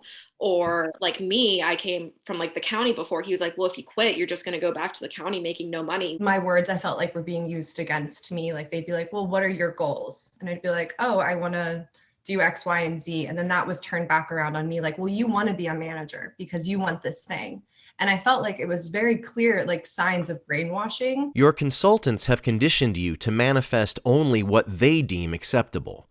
including only positive thoughts at all times. Their manipulation techniques are exquisite, and they know exactly what to say. They know exactly how to, make you feel like, okay, well, this is all on you. Like your attitude. Any sort of emotion, any sort of feeling, any sort of opinion that you create yourself is not really taken into their good graces. It's not something that they encourage because it's not something they can control. I sat there and I said, I'm broke. I'm not buying everybody shots. The next day, my owner had pulled me aside and said, don't ever say that in front of anybody ever again. And I was like, what do you mean? Like me being broke? And he was like, yeah, you don't want other leaders or even entry levels to think that you're not making money. My manager made me have a meeting with his promoting manager on Zoom, and I just started like crying immediately because I was so done. She starts telling me I have a victim mentality, that it's my fault because of my attitude. My aunt and my mom were in town, and I was on conference calls where we were sitting having lunch together. I just remember getting off the call and being like, this is all going to be worth it. And I love what I'm doing. And I was like completely lying, to myself and to my family about, how happy I was. This prevents you from being able to think when things seem off. Like if the opportunity is really legitimate. If you're not making enough money, it's your fault. Anyone can be a millionaire, but it's your fault because you're not working hard enough. That's bullshit. Everybody can work equally as hard. It's just not possible for every single person who works for Sidcorp to make 6 figures a year. It's mathematically not possible for that system to work. We all want money. We all want success. We all want the dream.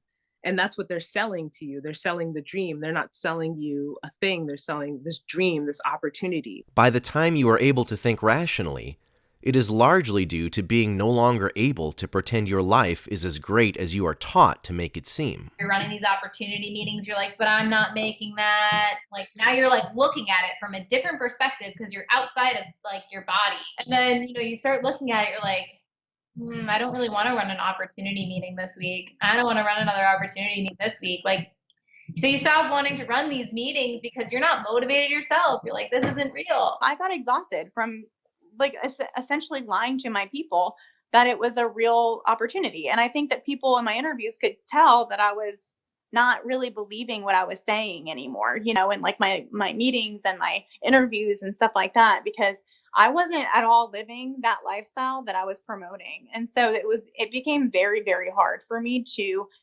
continue that false reality. Applying for food stamps as a CEO, applying for the lowest possible health insurance that you might be able to get, if you can. Obamacare as a CEO, if you qualify for it. Devilcorp companies operate on deception and manipulation. They deceive you from the beginning. They manipulate you into thinking you are not being deceived. They then teach you how to deceive and manipulate others for the benefit of those above you. They have to brainwash you. They have to put you in this delusional state of mind to stay there. You're in entry level and you're told these lies and you're manipulated in these ways just to get to that position of leadership. That's what we all worked for, right? And once you get into leadership, you're taught how to deliver the same lies and the same manipulation and the same mind fuck, and you don't realize that that's the same thing they just did to you. The opportunity is a lie, and sadly you don't learn until you're promoted. You don't learn that, and then by that point you're so invested that when things are not adding up, you justify it to yourself. You do these mental gymnastics and you just dismiss everything that makes you question the business. If only deception was the worst part. Far from it. I experienced a lot of verbal abuse and a lot of emotional abuse from my promoting owner. They were mentally abusive, verbally abusive. They know what they know what your triggers are, so they that's why they like create just enough relationship with you so they know what motivates you and what will get under your skin and make you do what you should do. There's no real accountability. So I've heard the worst of the worst. I heard owners absolutely belittled and ripped apart. And again, not for business mistakes, not for, not being a great owner. They were attacking their character, and they were really attacking them as a person. My promoting owner would just tear me apart. Any positive trait that I would have as a human person was out the window. It was that I was less than trash. Larissa called and cussed me out and told me that I didn't effing understand about the company, and like I should be grateful and I'm selfish and I don't know anything about business. And I was like, that's the problem, is I applied to a PR position. I did not apply to be an owner. I didn't apply to own my own company. I was manipulated and convinced that I had no other opportunity. Things that should never be tolerated in today's workplace are prevalent throughout Devilcorp offices. He would offer me weed and things like that, and I was like really uncomfortable by it because I'm like 18 and they're like in their 30s. It was just really weird. And like I'm at their house too, so it's kind of strange. We had a couple of guys in Jersey and whatnot, and they were all cokeheads. A crap ton of cokeheads. I mean, if you're working those type of hours, you're going to find a form of substance to keep you awake. Even if you're making pennies, but you still want to prove that you're this big badass manager or this big badass owner, you're going to want a form of substance. But most of them, yeah, they were addicted to cocaine. We even had a kid die he overdosed from heroin in the Times Square office. And the kid was only like 22, 23. I would help look through the people who have applied and watch their videos of like their interview, and he would base it off of how they looked if they would get the job. Like he really didn't care about like any of their qualifications, even though there isn't any. He just based it on if they were good looking. Something that has become a Devilcorp cliche is owners hooking up with, dating, or even marrying their admin. I've seen leaders in relationships with their leaders. I've seen owners in relationships with other owners and swapping people like human capital based off of what that office needed at the time. In an entire segment of my organization, it is known for, it's not incestuous, but that's how they did, that's how the higher ups describe it, is like, don't commit incest, which means like with your peers, but it's rampant. You see a lot of them, they marry their fucking, what they call assistants, because they can't get anybody else but them. Anybody else is like, well, I thought you were making 6 figures. We have a baby. This is only fucking $10,000. Mm-hmm. I'm going to leave you. So he is actually married to the former admin of the previous owner's business. My promoting manager asked the girl in my office, another outside deal of his, and his admin to be his bridesmaids in his wedding because he married someone who was a former admin. So they keep it in the family. If you want to be good at this business, you have to marry into it and have someone else who's just as crazy and just as brainwashed as you are in it. Every single person at Ken's wedding was in the business. Every single person. Everyone. No one was there that wasn't in the business. That should tell you something. And it doesn't have to be admins. Devilcorp owners are often willing to at least attempt to hook up with pretty much anybody. I've seen a lot of managers go to other offices and basically like a predator, try to pick out who's the beautiful one in the office and take them out on the field and talk to them all night. And, after that, they quit. And I always ask them, why'd you quit? It's like, because he was being inappropriate after. He would sexually harass every woman in the office. And when I brought this up to our HR person or our admin, she was like, oh, not in my office. This isn't going to happen. And then didn't do anything about it. And then I think he finally got fired after 3 more months of that. There were just many times where he would make weird comments to me and Megan and all the other girls in the office. And like, I have a boyfriend and he knew that and was like trying to be really close to him, but then would still make those comments. And like, it was just very uncomfortable. Then there are the appalling, inhumane working conditions recruits are subjected to. People would just cuss at you, belittle you, call you names, and you do this to like 200 people a day. Yeah. And that's minimum that they want you to do. We would be freezing cold. I couldn't feel my feet. I couldn't feel my fingers. And I was told it was my fault because I wasn't prepared. We had the smoke from the fires in Canada last week. It looked like Mars outside my window and you could barely breathe. But they were definitely working. Imagine the most horrifying things a person could experience. Many Devilcorp recruits don't have to imagine it.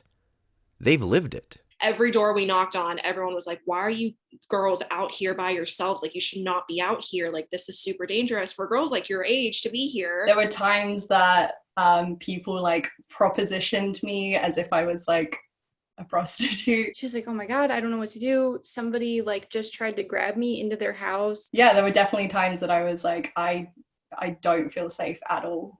But there was a lot of pressure to keep going. And I'm like, well, did you tell Mark? And she's like, Mark just said to keep going. She's being followed. Like, we're just really uncomfortable. Like, it's getting dark anyway. Like, we're just going to call it. I don't think any of us even got a sale that day. And he, instead of like asking if she was okay, like wondering if there's anything he can do for us, making sure we're safe, he says, okay, we'll just stay out and like extra mileage just so you guys can get a sale. Like, didn't care at all about our well-being or us being safe. In Devilcorp, things that should never be allowed in any legitimate workplace are normalized and are just another challenge to overcome. Our promoting owner was like, yeah, just like, I want Kayla to be able to fire someone, like give her someone to fire. And there was a common theme of pretty much everyone in the office like referring to our Arabic coworkers as Habibis. One girl that worked with us, she was Black and she dressed very nice and she was very pretty and always very professional. And Mark would call her like Nicki Minaj all the time. He would like use the fact that he's foreign as like an excuse for him just being blatantly racist and sexist. He'd be like, oh, I'm foreign. Sorry, guys, I don't know. He's yelling at me. And so I start crying because he's yelling at me, which I think is a very human reaction to have.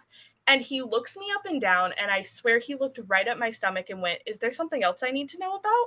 But there was no HR. And I would ask him, like, what do we do if we want to report something to HR? And he would say, I'm HR.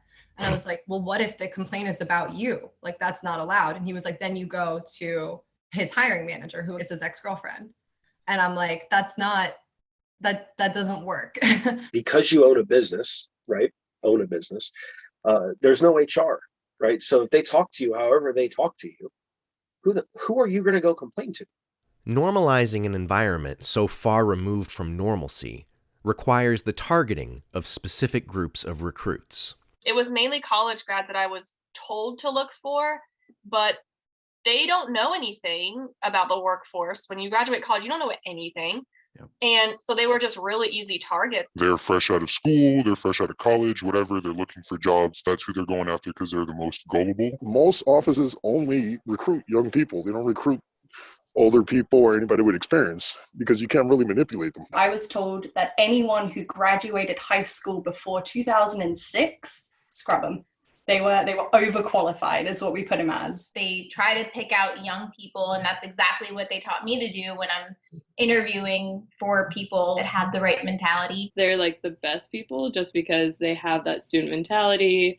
They're looking for growth. They want a career. They don't know where to start. They don't have experience. Their target demographic is actually people fresh out of college, but I know their most recent campaign that they're trying to launch is they're going to start going to college career fairs. Devilcorp lures college students under the guise of internships, although their ultimate goal is still to sell you on the opportunity and get you out of that giant time waste called college as soon as possible. One of our owners actually never went to college, period. Mm-hmm. So he was always a big advocate against college and stuff. He always pretty much every day he considered college a waste of time. The more vulnerable you are and the more difficult your situation, the more of a perfect target you become for Devilcorp. The right fit for probably close to 4 decades has been somebody who is either underqualified or undereducated, struggling, in a tough spot, and will be willing to do things that other people would not be willing to do for an opportunity they probably wouldn't get anywhere else. Especially people who are new college grads in like October have been looking for a job right out of college for several months now and are so desperate to find anything. They will do whatever you tell them. We're talking to people who are desperate and they want experience. And when you come into it, I mean, at least the feeling in our office, it's like a good feeling because the owner's super nice. They say they want to invest in you. And all of this bull, basically. Devilcorp companies rely on seeking out desperate people. They create an environment and a culture that breeds further desperation. They insert themselves and the business into your life to such a degree that it becomes all you know. Your coworkers become the only people you know. They really kind of structure it to a way that it's very hard to make time for anyone. And if you try and prioritize that time with anyone, you kind of get chastised for it. It's like, well, it's time now for time later. And I'm like, well, when is my time later? Because I'm missing everything right now. I had other friends that I was extremely close with that I would bring to team nights because all of my time was spent with these people. So if one of my friends wanted to hang out with me, I'd be like, yep, come meet me and my coworkers. The only thing they ever talk about is the office. The only thing they ever talk about is work.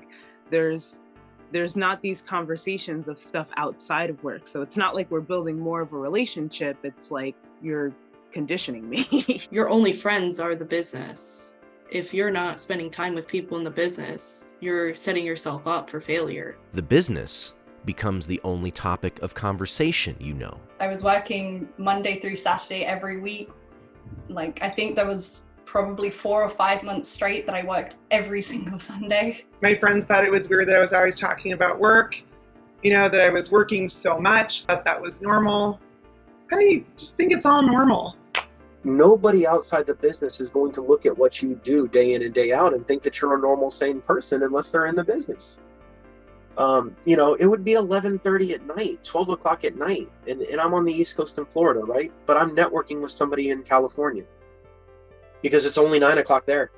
If your family and friends start to express concern about your new job, it's already too late. Once you are conditioned to expect criticism from outsiders and are repeatedly told to distance yourself from anyone who questions your opportunity, criticism from voices outside of Devilcorp falls on deaf ears. I was so tired. I didn't interact when I would come home. I wasn't really eating.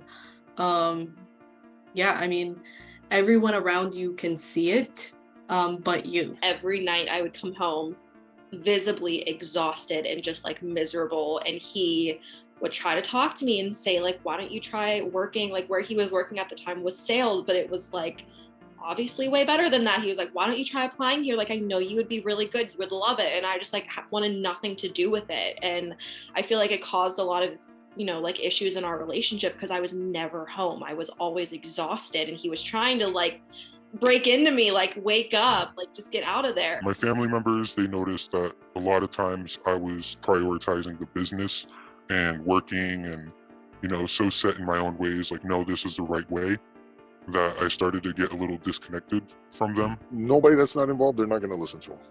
Mm-hmm. It could be friends and families. Oh, mom and dad, you don't know what the fuck you're talking about. I'm doing great. Aunts, uncles, cousins, I'm doing great, but can I borrow $20 real quick? I need to go to team night. I was just so into it that I couldn't kind of differentiate negative influence from these people actually care about you and they know more than you do right now. We would literally be like, it's not a scam, and we would fight it like with anyone that ever tried. And like, even if they were pulling things up, we'd be like, no, these people, they don't understand. They don't understand. And then you get out and you're like, wow, I didn't understand. At some point, you may be lucky enough to have a tiny sliver of time to yourself, when you don't have to break down somebody's day or be on a mandatory conference call. A tiny amount of time to think. And that's when it could happen. A moment of clarity. I had a flip of the switch moment when he asked me this question. He asked me if being a director was something that I really wanted to do. Now, it wasn't the question that actually woke me up. It was me searching, scrambling for a lie to tell him that woke me up. Like, as soon as he asked me that, my mind went into like, yeah, of course, no, I want to be a director. I didn't say that, but in my head, that's where it went. And I was like, wait a minute, that's not how I really feel. So why am I trying to say that it is? I called my parents and I was like, you know what? Enough's enough. Like, I'm tired of lying to myself. I've been lying to you. I've been lying to all my friends, literally everybody, that I'm happy and I'm successful. And I'm successful in the sense of what their idea of success is, but not personally, not professionally, in a professional sense. You're going to burn out. You're going to be, however long it takes you to burn out. Some people won't make it through the field. Some people won't make it through assistant management. Some people won't make it through ownership. Some people will get to promoting people out and then they realize, wow, I just watched 5 people relocate their entire family and life across the country, fail in under 6 months. Now their kids can't eat. That wears on your conscience big time. And because the way the business promotes promoting people out and how to do it, that's the commonality.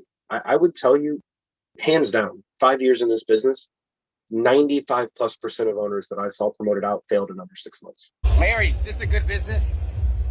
Can't be better. Can't be better. People making money? It's raining money, baby. Devilcorp companies have been called many things: pyramid schemes, multi-level marketing scams, and due to their ability to thoroughly change your ways of thinking, something much more insidious. From the beginning, it just felt really cult-like to me. I felt like I was almost being like indoctrinated. It's basically like Scientology. It's kind of like a cult. They want to attack you emotionally and mentally before anything else. Everything I see inside Smart Circle is exactly what I see from people who are in Scientology. It's the exact same thing. I mean, you couldn't tell them different, right? If I took the names and the pictures off and I just talked about the things that were done between the people in each cult, you would never be able to tell them apart. You only know that they're different because one happens to happen in a business world and the other one happens in religion. But they're the exact same thing. It is, at the very least, it is very culty. Whether you want to call it a cult or not, it has a lot of characteristics of a cult. One tool commonly used to determine how culty a group is the BITE model, developed by cult researcher Dr. Steve Hassan. According to Hassan's Freedom of Mind Resource Center, the BITE model describes the specific methods cults use to recruit and maintain control over people. It outlines 35 tactics used by cults and cult-like organizations to control a person's behavior, emotions, and the amount and type of information they receive. We were spending 6 days a week with these people. Like I said, like 12-hour days with them. They were who we were hanging out with on the weekend. We would drink with them after work. So this was really our social circle. And I think that is a huge tactic that they use, is they isolate you and they overwork you. So you're tired and you don't have anyone like outside of the bubble to kind of hold you accountable. Running to the office like on like 30 minutes sleep after chugging like a 5-hour energy drink, feeling like I'm about to have a heart attack, and people like clapping you in the back for it, be like, good job, you did a good job. And you're like that was not good for me as a person. Like, in general, like, why are you celebrating this? They're them versus us. Oh, people who have a minimum wage job or have an hourly wage job, or no matter what, they're not living like we are. We're gonna be millionaires. Have you thinking that everyone's against you. They'll have you thinking that no one understands. The thing that Jason would always say is like, oh, your parents, they don't understand. Like, they don't understand the business we're in. They don't understand what we're doing. But when you're making millions of dollars and you're paying for their house, they're gonna thank you for it. Thanks to the former recruits who have shared their experiences, we now have evidence to confirm Devilcorp companies utilize at least 31 of the 35 control methods. That's 88% of the tactics in the BITE model. They would tell you, like, you're doing this great, except you need to do this different so you can do it better. And I found that they called it the build, break, build. Nothing you do is good enough. It will never be good enough. You have to do exactly the way that we want. And even if you're doing it the way that we want, you can still be doing it better. And it's this sense of there's no satisfaction, there's no actual like success in it. Everybody has cut me off. Like even his reps, like they stopped following me on Instagram because he told them that I, just lied to them about why I was leaving, and so they had this beef with me for a while until they decided to leave the business. Don't talk to him. Don't reach out to him to see how he's doing. He's not a good person. They call these people that quit dead, or they died. So if somebody quit, they're considered dead. Or if somebody left, oh yeah, no, they died. They truly made me feel like I couldn't go anywhere else. It was always like, oh, you're going to be stuck working a 9 to 5. You're going to get a promotion in like 5-6 years of like 2%. You're just going to make someone else money. She was talking to the owner and she said something along the lines of like, oh, I just never thought I'd be doing door to door. And it was like automatically like planned. I felt like an autopilot response where it's like, it's not door to door, it's business to business, as if we're not going literally from business door to business door. Her leader pulled her aside and she's like, you're kind of nigging out and you need to keep a more upbeat attitude about this opportunity and you wouldn't want to squander this opportunity. So it's like emotional bullying right after like a single second of critical thought. Then there is the frenzied lauding and worshiping of the business's supposed rock stars. Inside this MLM, these people are known everywhere. They're such a big deal. You bring it up outside of that, nobody's ever heard of them. They're revered. These people are talked to like they're gods. And so anything they say is just the Bible. Somehow he has the secret, he has the answer, and you're listening to them talk. When you listen really closely, they don't have the secret, they don't have the answer. But if they tell you they do, and even though they don't, they make it sound like they do, but they don't. They all look up to these figures of quote unquote business, but if you talk to anybody in like a real business setting of any kind of industry, they don't know who these people are. They're looking up to this quote unquote leader. These are all culty things. I trust my intuition. And they broke me down to a point where I stopped using my intuition and I stopped thinking and I just started repeating what they said to me. And I think that once you get to someone to that point, then it's no holds barred. It's fair game. You can do whatever you want. You can manipulate them however you want. This business is a recruiting funnel. It has nothing to do with the product or the technology or the service. It's about people, and how many people can we get into this cult? How many people can we get to believe in this cult? And then out of those people that believe, how many are actually going to be successful? I was kind of the essential like perfect victim for a cult because I was in a new city. I didn't know anyone. My family was thousands of miles away. I'm desperate for work. When you're in that situation, you're going to ignore every single red flag you see. When it comes to red flags, Devilcorp companies possess plenty. If you look for them, you will be able to sidestep a potentially life-ruining mistake. In today's internet-driven culture, there is no reason to not research the company before you set foot in the office. Google the company's name. Look for reviews. If some of the reviews say the place is a scam, and others glow endlessly about how great and life-changing the place is, with very little middle ground, that's a huge red flag. The reviews about the business that I interviewed with online, they were really bad. Like, really bad. Like, said scams, said all of these things. And I was like, no, it's okay. Like, she got shut down because she's not a good owner. And, like, that's what they had told me when I brought up the reviews. We talked about the rip-off reports. We talked about the crappy reviews on Glassdoor, and we were trained how to combat those things. Many Devilcorp owners require recruits to write positive reviews about their company. You can spot these fairly easily because they all adhere to the strict scripts of the systems. I'd probably write 4 or so reviews a week for like Indeed, Glassdoor, Google, and the reviews were mainly focused on, like they make you work 10 or so hours a day. You write your review and be like, yeah, people just don't understand to really make money. It's rewarding to work these 10 hours a day. You were just trying to overcome the objections. It's literally like you're out in the field. If you read the entire job ad, from beginning to end, every single word, and still have no idea what the actual job is, That is a huge red flag. Before you even go in, you need to pry on the phone. And if they are vague AF on the phone, they're going to be vague AF in office as well. And they also talk a mile a minute. They're very good at shrouding the truth. Until you're in it, you don't really know what it is. When everybody started to ask me what it was about, I couldn't honestly tell them. I was like, I don't know what they do. I just know that they do marketing. My friends and my family, they were like, oh, you had this interview, like, what are you going to be doing? And I would be like, I really don't know. And they're like, okay.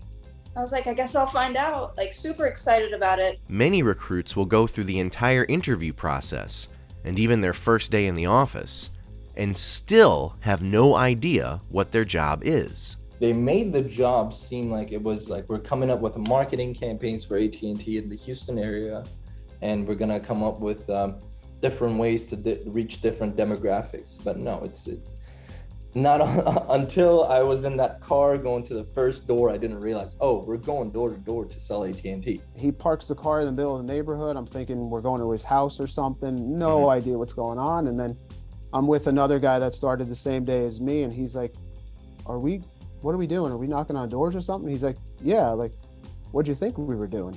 We were in the office in the morning. We were going over the systems. I was learning them. We went out to the field, and my first day was at a Walmart asking people to donate to this nonprofit. And I was like, so we do this every day? And my leader, Bailey, at the time was like, yeah, we do this every day. And I was like, okay. If you get contacted for an interview and have no record of ever applying to that particular company, that is another huge red flag. I got home and I looked up the company and I couldn't find like my application or anything like that. Does the company's website include details about what the company actually does and how they generate revenue? Or are there just a bunch of empty, cliche buzzwords? When you go to a Devilcorp website, there's nothing. It's just word salad. You don't know what they do. You don't know what type of business that they operate. They sell something, is it a service provided, or it's always like entry-level marketing and these terms, but there's nothing concrete there. During your interview, is it difficult to get clear answers about job responsibilities, how you are compensated, or basic employment questions? Dig more into that, like get them to actually answer, because we were told to lie in interviews about how it wasn't door to door. And I just remember like feeling like I was like beating around the bush whenever I was interviewing people, because I knew I couldn't say that. Every time you try to get a question answered, they just somehow give you 3 more questions. You know, something as simple as like, oh, well, the company's hiring for a marketing executive. Well, what do you market? Can never find out. The 3 questions that are tricky. What is the day-to-day? Who are your clients? Is this sales? Those are great questions. I completely understand that those are questions that you need answered. But my owner, the owner of the company at the end, is going to answer all of those questions for you. And then we'll be able to see if you're a right fit for us or not. Yeah. Like, and you turn it to where you're asking all these questions, but you don't even know if we want you or not. That builds the fear of loss in them. Then they pretty much shut up a little bit. Even the sharp people. It's called the AIR principle, which is what they used. It was acknowledge, ignore, and resume. So I just kind of acknowledged that I said it, completely ignored it, and was just like, all right, let's just like get going. If you have genuine questions and all they do is reflect them back on you and be like, why are you asking me this question? Like, this is a fault in you. Red flag, run. Continue to ask questions. And when you come away from those conversations, ask yourself, were my questions really answered? Does the company's social media show photos of people in suits standing around a room surrounded by whiteboards? Recruits celebrating promotions and holding awards? Happy team members at bowling alleys or driving ranges? Living it up at the yearly R&R retreat? Or networking at leadership conferences and the quarterly Dallas conferences? Alongside an overload of motivational quotes and memes. You see a bunch of young people in business suits, because that's what they prey on, right? A bunch of young people in dressy clothes, and they're all smiling and asking your name. And not saying that people can't be nice, but there's a general energy that you feel when you walk into one of these places that is alarming. Average skill, phenomenal will. Average skill, phenomenal will. When I say hi, you say roll. Roll! When I say let's get, you say rich. Let's get rich. Let's get rich. If they have a weird fixation on Wolf of Wall Street, that is a red flag.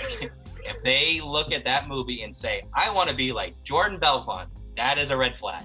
And I know it sounds silly, I know it sounds stupid, but if you've been in this business, that is the character that they all emulate. And they all fantasize, and they all look and dress like that guy, act like that guy. They reference that culture of hustle culture to validate the fact that you will be working endless. You will isolate yourself from your family, negate all reason, and you will sacrifice yourself for a better tomorrow with Smart Circle. And at the end of the day, does it all sound too good to be true? Listen to your gut, because that's what we didn't do. We both saw the red flags, but we went along with it anyway. I knew in my brain it wasn't right, and I was disillusioned, but I kept spouting the nonsense where I was like, yeah, this is cool. This is cool. Like, I was going off the things that were good, that I liked, instead of being honest. This time next year, I'm going to be like a millionaire. It's fine. You just don't get it. And yeah, it took some time to kind of wake up from that pipe dream and be like, oh, okay, that was a bullshit. Try and think critically of what you're seeing around you.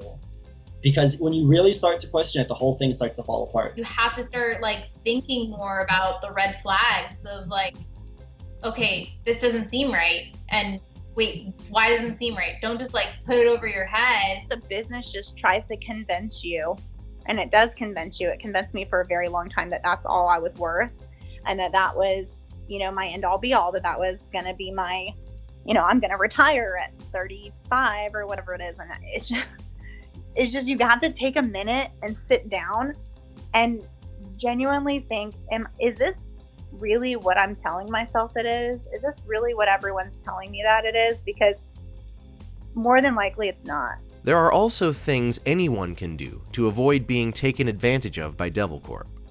When it comes to being approached about donating to charities, it is always okay to say no and walk away. If it seems sketchy, that means it probably is. If you see someone walking up to you in a parking lot and they're like, hey, this is for a really good cause, we take tap to pay, credit card, we take all that, don't do it. The safest thing to do is to donate directly to the charity itself. You may also want to research if that charity has ties to Devilcorp, and think twice about giving to charities that waste your donation. You shouldn't be training people on how to manipulate people for donations, which at the end of the day, we don't really know how much of that is actually going to the charity. Get a local law passed where if you're collecting for a third party group on behalf of a charity, you have to identify yourself as the third party group and not the charity. And a big reason they can get money out of people is because they don't identify themselves as, I'm with Millennial Solutions Incorporated. They say, I'm with the Humane Society, which isn't technically true. And then the information that they give you is really misleading. So that's a thing that any community can do to protect itself. And then once they know that they're not allowed to run that scam in that town, they can't road trip people in, they can't open offices. They're not going to do that. When dealing with solicitors, it can be very tempting to curse them out or slam the door in their face. Since they've been trained to expect this, it will only further entrench them into Devilcorp. Instead, try reframing their way of thinking. What office are you guys from? Do you know why he would hook up with Universal Events? Do you know how much money Universal Events keeps from the donations? Unfortunately, a lot of these people are super bought in, and they just don't really see any other way out until it starts affecting them. The best defense against getting scammed by Devilcorp is to be aware that these scams are out there. They are everywhere. They do not care about the effects they have on anyone. They view people as just numbers, and they view recruits as just human capital. I was a top owner, and I still didn't make it. And it's because it's just not a business built to make it. It's a business built to wring you out like a rag and get every bit of, sweat, blood, and tears they can out of you. And then when that rag is dry, it's going to get discarded. That's just the way that business is. The people who make it know that they're ruining people's lives, know that they're getting people who make six figures to leave their job to come and work here. They know that they're getting single mothers to come in here, pay for babysitting, do all this stuff to come out here and knock door to door and not be good at sales and not have a training. You have a training process, but you don't have a sales training process. You have an impulse training process. There's got to be a certain level that you get to where you have to make a choice. You either have to commit to this business and say, you know what, no matter what, I'm going to do this. And that means lying, manipulating, telling people what they want to hear, or you quit, which is why you see many owners quit, right? Is because they get to that point and they go, you know what, I can't do this. It's not worth what I'm getting out of it. And that's why you see so many owners quit. Think about why someone making six figures running their own business would quit. Another good defense is a strong offense, and there are plenty of resources available to even the casual searcher to help protect you from becoming a victim of Devilcorp.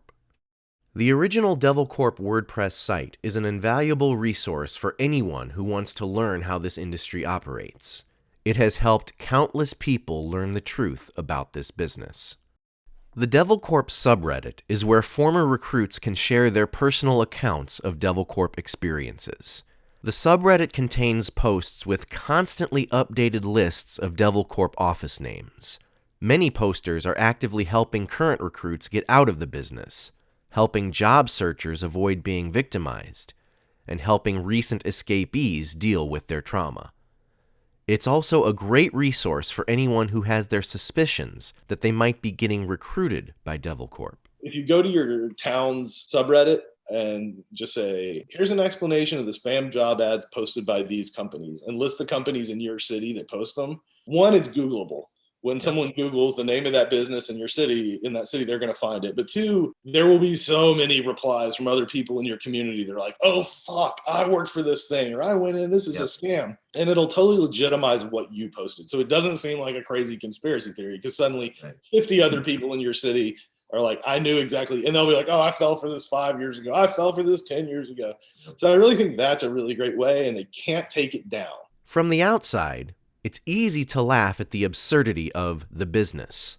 And the memes of the Juicy Rhino Instagram page shine a light on just how ridiculously absurd it actually is. Rip-off reports go into great detail about specific recruits' experiences. It was like the worst thing when you were like on the phone with your marketing person and they'd be like, oh, rip-off report was done, so we're gonna have to post a lot of blogs and a lot of things to like get that down to the second page, but it's so hard to get rip-off report to go to the second page, so like you're pretty much just screwed. And that's why a lot of Smart Circle companies change their name. People are taking to TikTok and YouTube to post about their experiences in Devilcorp. Podcasts are finding Devilcorp to be an interesting topic of conversation. Media outlets are finally taking notice, including reports by the BBC and Australian Broadcasting Corporation. As their co-workers look on, the men are encouraged to simulate sexual acts on colleagues who fail to meet their daily sales targets. And because Devilcorp offices are so loud and obnoxious, individuals who have never heard of Devilcorp are learning about it after it bleeds into their normal, everyday lives.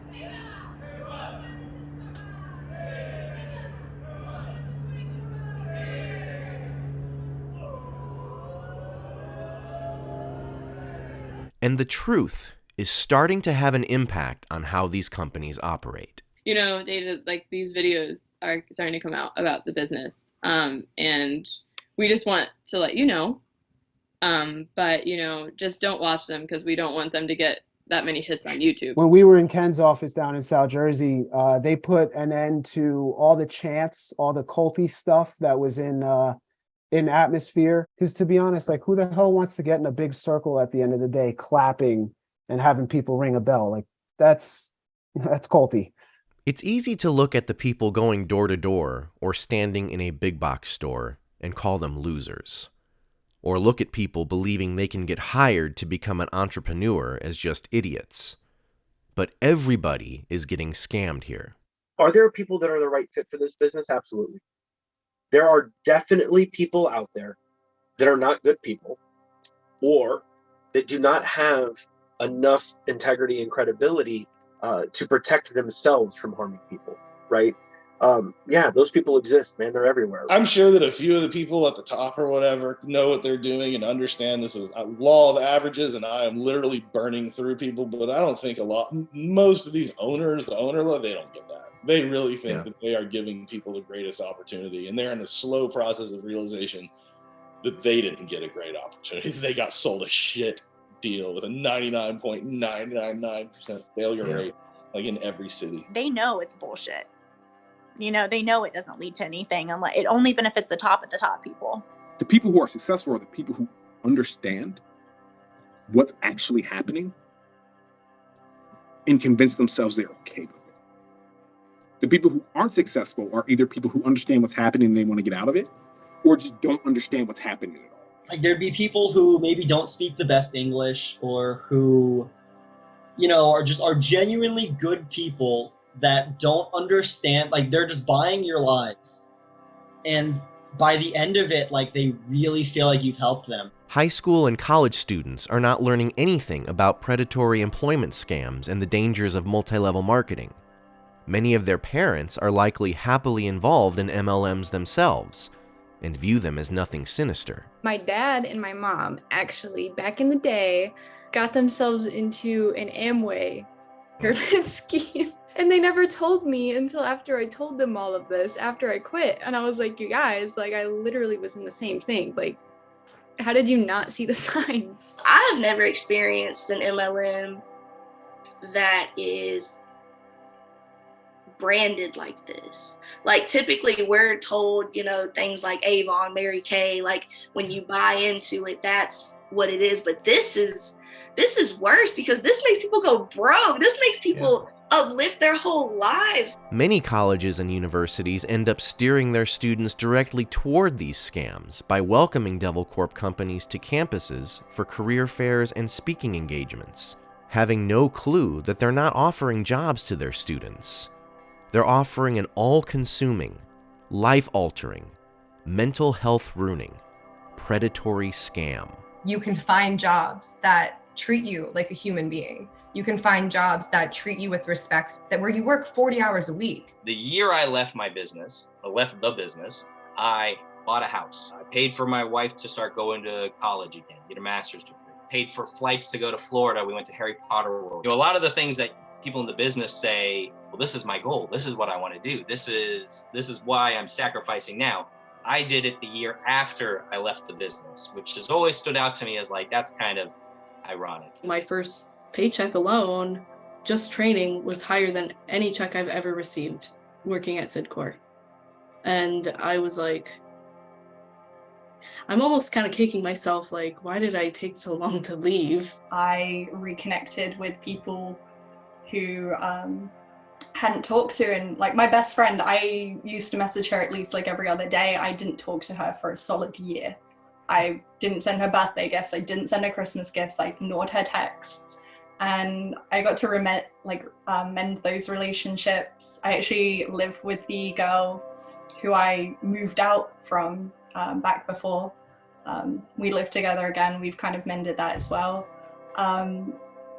Yeah, I think a lot of people were worried about me, but they also realized that I wasn't listening to them when they said anything. Like, I still had those walls up where I was like, no, you just don't understand. I have a 401k, like I have all the benefits, everything that you should expect out of a job, but Smart Circle tells you that you don't deserve any of that.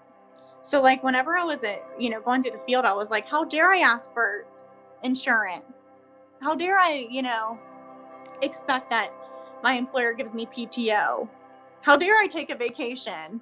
And I think that that's what kept me so long, was just the idea that I couldn't find a better opportunity. When in reality, they're everywhere. I'm going to be making more this year than I made in 3 years. In 1 year. By working for a company, I have a boss in charge of me, and they pay me to show up. It's okay to not be a CEO. You have the better part of 3 generations raised on celebrating the idea of working more and more hours for less and less from their employer, normalizing going to nearly superhuman lengths to hustle early in life instead of crafting out a career over decades. and accepting worse and worse working conditions for a stagnant wage. In that landscape, the worldwide pandemic that is Devilcorp makes complete sense.